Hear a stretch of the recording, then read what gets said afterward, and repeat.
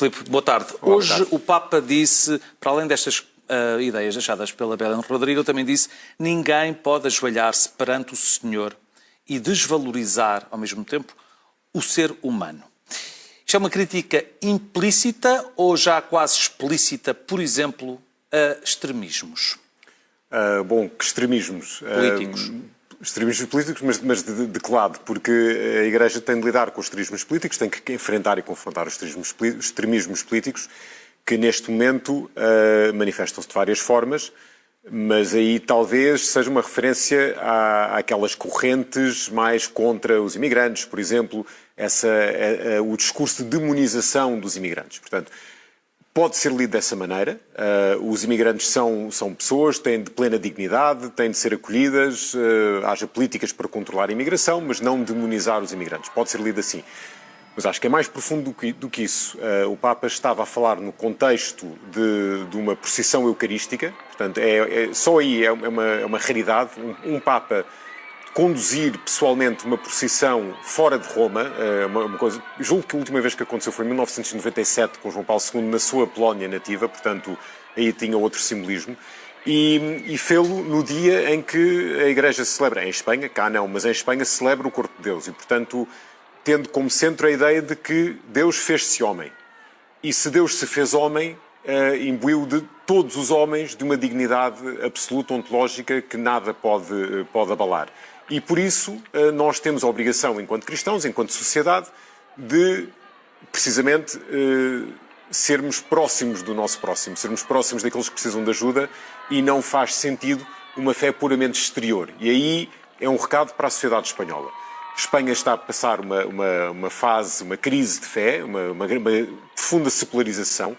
Não sabemos se já há sinais aí de um regresso aos valores cristãos, há alguns sinais nesse sentido, mas ainda está numa fase de profunda secularização, mas mantém vivas imensas tradições, as procissões da Semana Santa, todo esse visual. Sim, mas, por exemplo, há uma porcentagem muito baixa de casamentos religiosos católicos. Exatamente, e portanto o Papa está a dizer se querem valorizar as vossas raízes cristãs, a vossa tradição cristã, que o façam, mas não como peças de museu. Ele chega mesmo a dizer isso, que a vossa fé não seja como uma peça de museu. Não pode haver uma fé que ajoelha muito piedosamente diante do Santíssimo Sacramento quando está a passar em procissão, mas depois ignora o próximo que está a precisar de ajuda. E, de facto, está em profunda mudança a sociedade espanhola nesse aspecto, e também, talvez por isso, o Papa pediu à Igreja Espanhola que se atualize para que a fé não seja um museu do passado.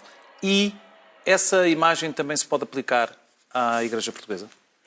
Pode-se aplicar a todas as igrejas que na Europa estão a passar estão a lidar com esta questão da secularização. Portanto, e isso, neste discurso que o Papa fez agora para o mundo da cultura e das artes e do desporto, ele também toca nisso. Ele alerta para que...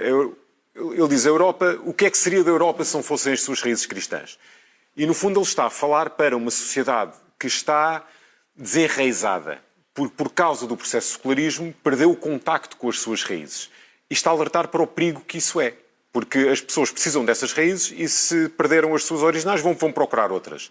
Encontram respostas fáceis na política, por exemplo, na polarização, nas causas que dividem em vez de unir.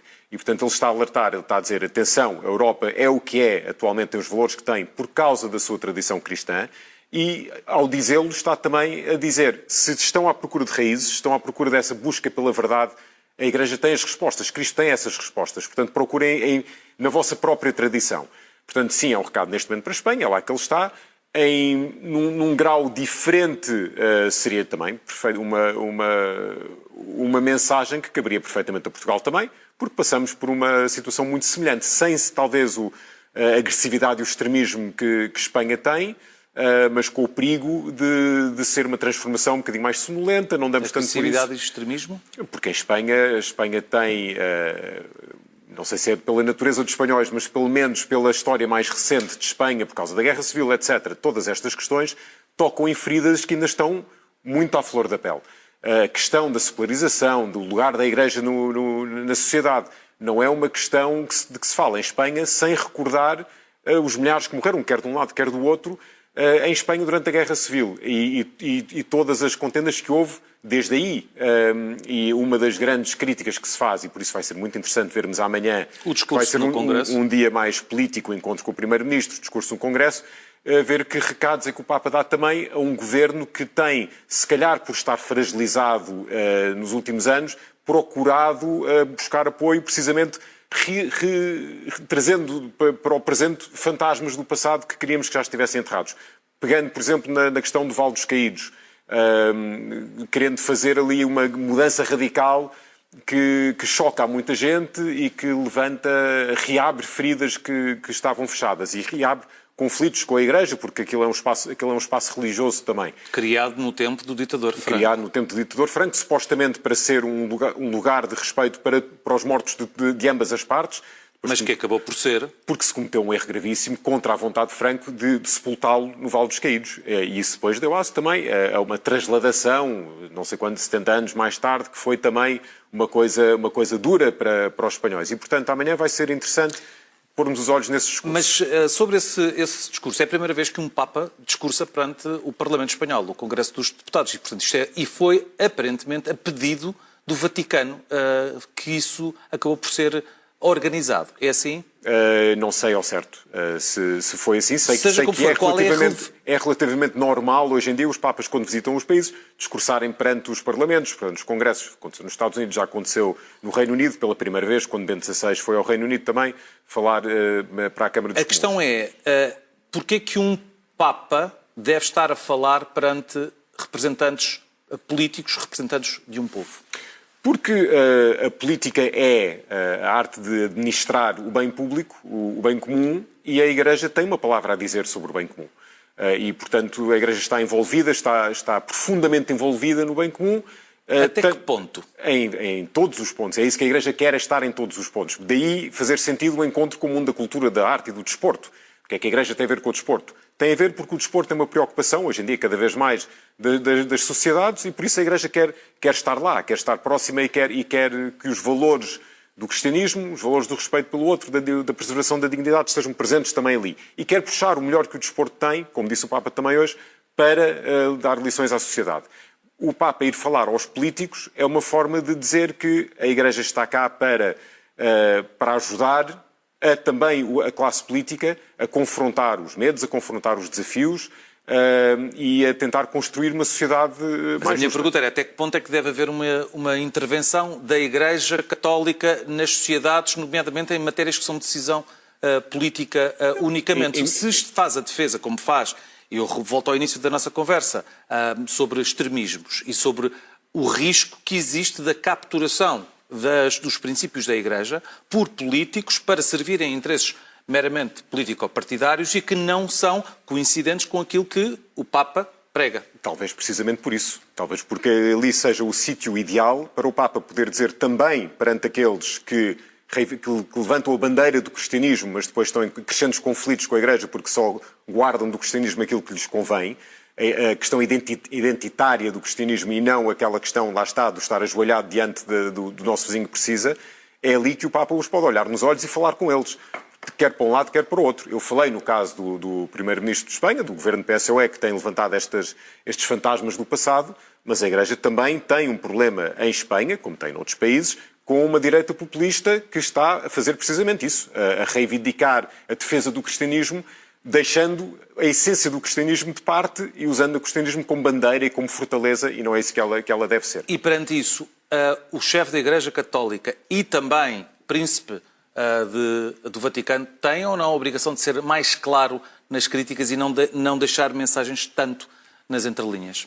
Eu acho que se há coisa que não podemos dizer deste Papa é que ele não tenha sido claro em muitas das críticas que ele tem feito a pessoas da política. Vimos recentemente aquela questão com Donald Trump. Mas não só. Eu espero amanhã um discurso que toque em vários pontos essenciais. Agora, isso é diferente do Papa ir fazer política, muito menos política partidária. E agora, estamos a chegar a um ponto nestas clivagens na Europa, na questão e na política no Ocidente em geral, em que a Igreja provavelmente vai ter de ser mais firme e poderá ter de enfrentar alguns riscos com isso. Estamos a ver isso na Alemanha, por exemplo. Dentro de dias, já não sei se é na quinta, se é na sexta-feira, esta viagem termina nas Canárias, um local, porto de abrigo para muitos migrantes. Exatamente. E essa é uma das preocupações principais deste Papa. É de antever que também agora Leão XIV seja atacado, como no passado foi Francisco, por ter posições em defesa dos migrantes e atacado por católicos muito conservadores? Este Papa tem sido mais cuidadoso na linguagem, sem abdicar de defender os princípios basilares da insistência em defender a dignidade de todos. Tem tido cuidado, por exemplo, de dizer que não faz sentido haver uma política de fronteiras abertas, de porta aberta, e, portanto, tem dito que é necessário, certamente, regular a imigração, mas sem perder o respeito pelo outro. O Papa Francisco era um pouco mais abrupto, falava muitas vezes de improviso e prestava-se mais a essas críticas. Eu acho que essas fações mais conservadoras, politicamente mais conservadoras, que criticaram muito o Papa Francisco, estão ainda a tentar medir um bocadinho quem é este Papa e até que ponto o podem criticar ou faz sentido criticá-lo. Não sei se vamos ouvir essas críticas para já. É possível que as ouçamos se essas forças políticas continuarem a insistir nesta linha mais de ruptura com aquilo que a Igreja ensina sobre a dignidade humana, mas não sei se chegamos a esse ponto ainda. Portanto, eu não antevejo que ouçamos essas críticas, pelo menos para já. Filipe Avilés, foi um gosto. Muito obrigado. Muito obrigado. Muito boa tarde.